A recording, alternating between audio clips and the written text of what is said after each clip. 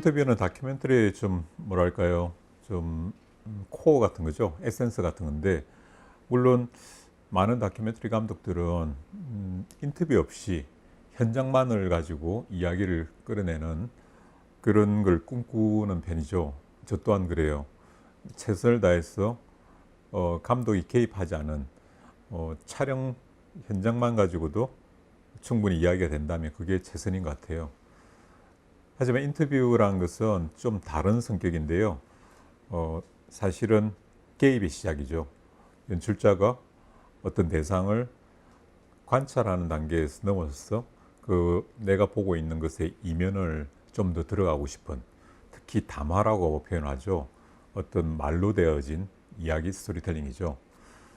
그래서 이 우리 일상에서 대화란 것이 많은 진실을 좀 더 담보해 줄 수 있는 어떤 통로인 것처럼, 인터뷰도 우리가 표면만을 훑고 있다고 때로는 볼 수 있는데, 그 표면 안에 있는 이면에 있는 무언가를 찾는데도 많은 도움을 주거든요. 그래서 인터뷰가 배제되어 있는 다큐멘터리도 충분히 존중할 만하지만, 인터뷰 자체가 인터뷰만으로도 이루어진 다큐멘터리도 여러분들이 많이 보게 될 겁니다.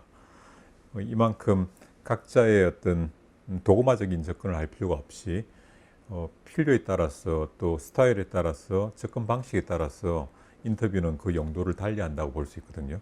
그 인터뷰 장소에 따라서 크게 두 개로 나눠보면 현장 인터뷰하고 정식 인터뷰가 있겠죠. 그 현장 인터뷰라는 것은 뭐 내가 예를 들어서 앞에 용접공이 용접을 하고 있는 데서 지금 뭐 하고 있냐고 질문한다면 현장 인터뷰에 가까워요. 그 사람이 일상에 내가 개입을 해서 그 일상을 잠깐 브레이크하고 질문하는, 이럴 때 장점이라는 것은 뭐 현장성, 적효성 이런 것들이 있죠. 바로 그 현장을 반영해서 이야기를 할 수 있는 장점이 있는데, 단점이라면 감독의 존재감이 드러나는 거죠. 내 목소리 안 넣는다 하더라도 중간에 카메라를 쪽을 보고 이야기를 한다 할 때 카메라의 존재, 감독의 존재가 드러나는 단점도 있습니다. 그래서 스타일상에서 어떤 필요에 의한 부분을 감독이 잘 조율하면서 가야 될 것 같아요.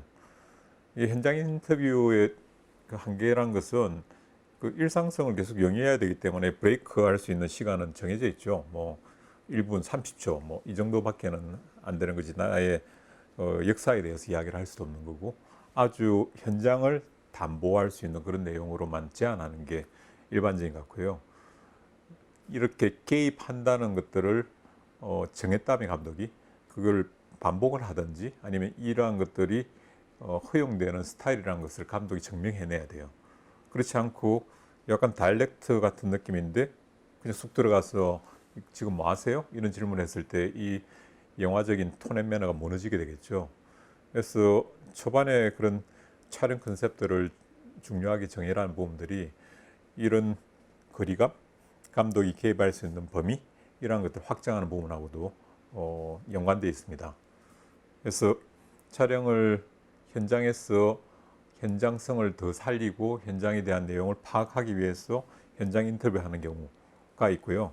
똑같은 현장인데 불구하고 일과 후에 인터뷰를 한다면 이거는 현장 인터뷰보다 정식 인터뷰에 가깝겠죠. 그 인터뷰 공간을 정하는 데 있어서도 상당히 여러 그 베리에이션 같은 걸 줄 수가 있습니다. 예컨대 내가 이런 근무지에서 인터뷰할 수 있는 내용과 집에서 할 수 있는 내용, 또는 길에서 할 수도 있는 내용, 아니면 뭐 특별한 장소를 뽑아서 공원 같은 데서 가서 인터뷰를 한다든가, 이 공간이 주는 의미들을 조금 되새겨 보면 인터뷰 할 수 있는 질문도 어떤 공간에 따라서 차별화되는 게 맞거든요. 그래서 물론 근무지에서 근무에 대한 이야기는 하는 건 아니겠지만 이 연관성이 있다는 거죠. 집에 갔을 때 집안 일만 이야기는 하는 건 아니겠지만 그 연관선상에서 질문할 때 좀 더 맥락에 맞는 질문이 될 거고요. 그걸 나중에 현장에서 편집돼 사용한다 하더라도 그 일종의 흐름들을 만드는 데서는 그게 더 중요하다 보이고, 인터뷰한테도 그런 내용들이 훨씬 더 좀 적극적으로 오겠죠. 내가 근무지에서 이야기를 정식 인터뷰를 한다고 했을 때 자기 이야기적인 일관성이나 흥미 이런 것들이 좀 달라지겠죠. 그래서 공간에 대한 부분들은 미장센과 관련돼서 다시 이야기를 드릴 건데 저 같은 경우에는 인터뷰 시트가 나온다면 현장에서 할 수 있는 인터뷰가 있고 현장도 구분을 해갖고 방에서 뭐 아니면 그 길에서 아니면 자기 집에서 근무지에서 이걸 다 구획을 해서 6군데, 7군데 이렇게 나눠서 준비를 하는 편이거든요.